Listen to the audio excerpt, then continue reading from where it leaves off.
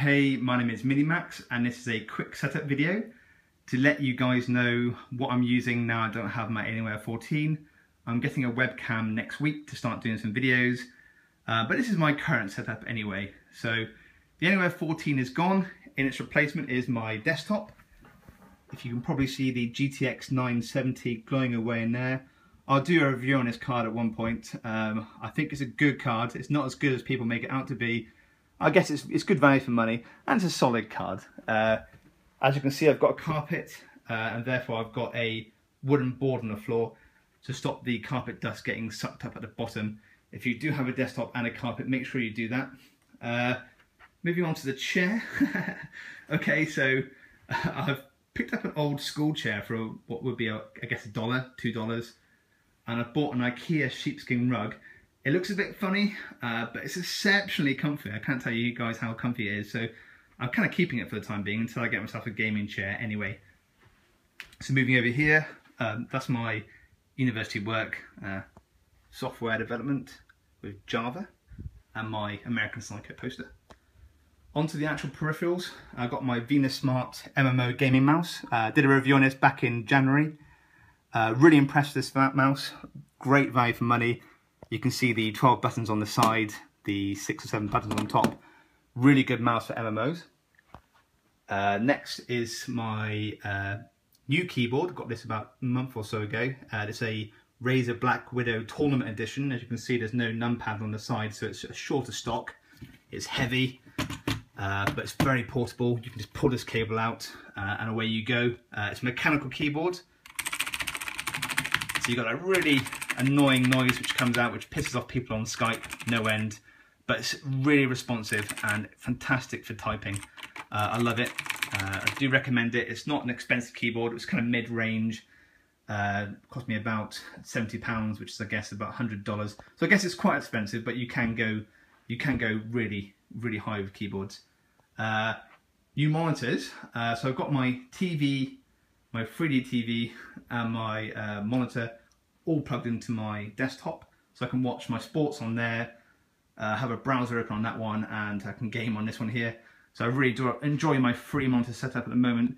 I should mention this is a new screen, an IPS screen, which is the same screen quality as the one in the Alienware 14. Ever since I sold that laptop, I just thought I had to have that kind of vibrant colour, so I went out and bought one.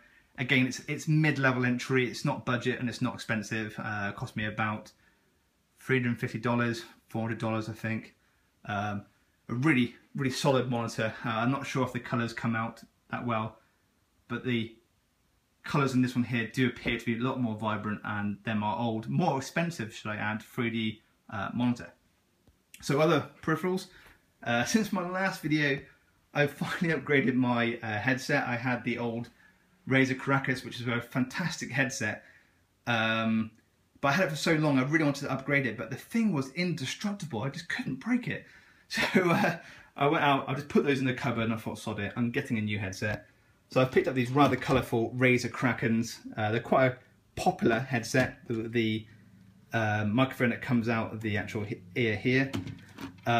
Negative parts are the width of the actual headset here with the headpad. It's about 2 or 3 inches on each side, so you do look a bit of an idiot with them on. It's not noise cancellation, but it does block out most sounds. So if someone tries to call you from the other room, that's actually a positive or a negative. You won't be able to hear them. The other thing is they're exceptionally loud. I've got my PC on 25% volume, and anything more and my head would actually explode.